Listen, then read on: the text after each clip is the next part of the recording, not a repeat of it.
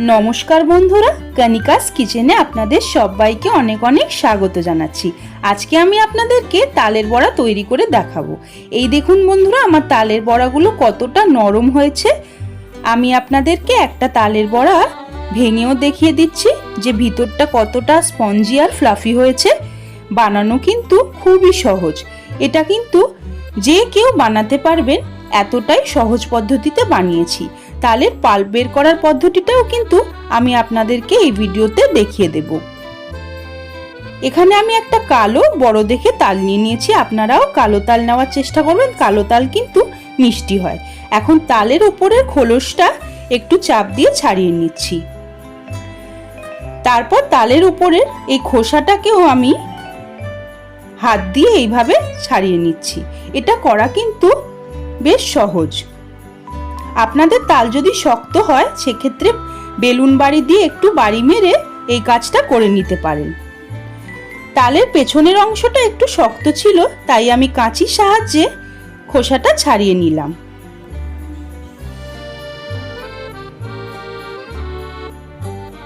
খোসা ছাড়ানো হয়ে গেলে আমি তালের আটিগুলোকে ভাগ করে নিচ্ছি।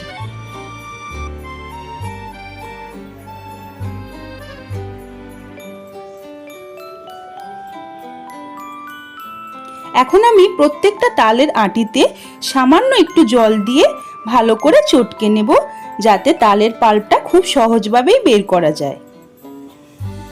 বেশি জল কিন্তু দিইনি।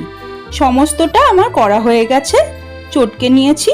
এখন আমি একটা গ্রেটারের সাহায্যে তালের পাল্পটাকে বের করে নিচ্ছি। এটা করা ভীষণই সহজ। তারপর একটা সুতি কাপড়ের মধ্যে তালের পাল্পটাকে নিয়ে বেঁধে হাত দিয়ে হালকা চেপে চেপে তালের পাল্পটা বের করে নিচ্ছি। এটার কারণ হলো, অনেক সময় ছাঁকনিতে করলেও দেখবেন তালের যে রোঁয়াগুলো থেকে যায়। সেই জন্য কাপড়ে যদি করা হয়, তাহলে একটাও রোঁয়া কিন্তু তালের পাল্পের মধ্যে থাকে না। আমি আপনাদের দেখিয়ে দিচ্ছি কতগুলো রোঁয়া বেরিয়েছে। এই দেখুন কত রোঁয়া বেরিয়েছে। এগুলো কিন্তু পেটের পক্ষে একদমই ভালো নয়। এখন আমি যতটা পরিমাণে তালের বড়া বানাবো, ততটা পরিমাণে পাল্প নিয়ে নিচ্ছি। পুরো পাল্পটা আমি নিয়ে নিই। তারপর এখানে আমি হাফ মালার চেয়েও কম নারকেল কড়া দিয়ে দিচ্ছি।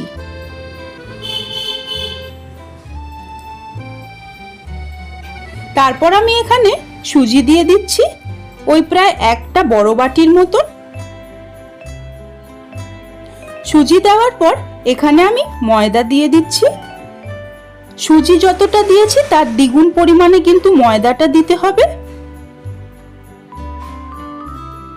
এখন আমি এর মধ্যে পরিমাণ অনুসারে চিনি দিয়ে দিচ্ছি। চিনিটা কিন্তু আপনাদের তাল কতটা মিষ্টি তার উপর নির্ভর করছে। তাল যদি বেশি মিষ্টি হয়, তাহলে চিনি কিন্তু খুব একটা লাগে না। তারপর 2 চামচ উঁচু উঁচু করে গুঁড়ো দুধ দিয়ে দিচ্ছি। গুঁড়ো দুধ দিলে কিন্তু স্বাদটা অনেকটা বেড়ে যায়। সামান্য একটু নুনও দিয়ে দিচ্ছি। যে কোনো মিষ্টিতে কিন্তু নুন দিলে স্বাদ বেড়ে যায়। এখন ভালো করে মাখিয়ে নিচ্ছি আর ফেটিয়ে নিচ্ছি। ফেটানো যত ভালোভাবে হবে, তত কিন্তু তালের বড়া ভালো হবে। সম্পূর্ণটাই কিন্তু আমি তালের পাল্প দিয়েই মেখে নিয়েছিলাম। ব্যাটার আমাদের রেডি। এখন আমি বড়া ভাজবো। তার জন্য গরম কড়াইতে পর্যাপ্ত পরিমাণে রিফাইন্ড অয়েল দিয়ে দিচ্ছি। তেলের পরিমাণটা কিন্তু একটু বেশি নিতে হবে, যেহেতু বড়াগুলোকে আমি ডিপ ফ্রাই করব। তেল প্রথমে খুব ভালো মতো হাই আঁচে গরম করে দিয়ে আঁচটাকে কিন্তু মিডিয়ামে করে দেব।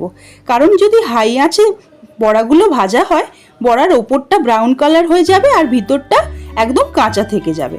তারপর আমি মিডিয়াম সাইজের বড়াগুলো তেলের মধ্যে ছেড়ে দিচ্ছি। আপনারা চাইলে ছোট বা এর চেয়ে বড়ও বানাতে পারেন, তবে আমার জন্য এটাই একদম পারফেক্ট সাইজ। তেলের বড়াগুলো ভাজতে শুরু করলে আমি হালকা নেড়ে চেড়ে নিচ্ছি। তারপর দেখুন এরকম ব্রাউন হয়ে আসলেই আমি নামিয়ে নিচ্ছি। দেখুন প্রত্যেকটা বড়া কি সুন্দর গোল গোল হয়ে ফুলুরির মতন হয়ে ফুলেছে। দেখতেও কিন্তু খুব ভালো লাগে। এখন আমি এগুলোকে তুলে নিচ্ছি। একটা ব্যাচ আমার ভাজা হয়ে গেছে।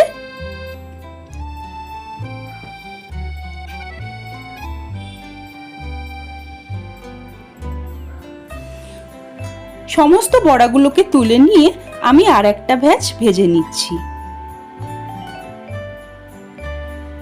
ওই একইভাবে আমি বড়াগুলোকে তেলের মধ্যে ছাড়ছি। আঁচটা কিন্তু সব সময় মিডিয়াম রাখতে হবে, কোনোভাবেই কিন্তু আঁচ হাই করা যাবে না।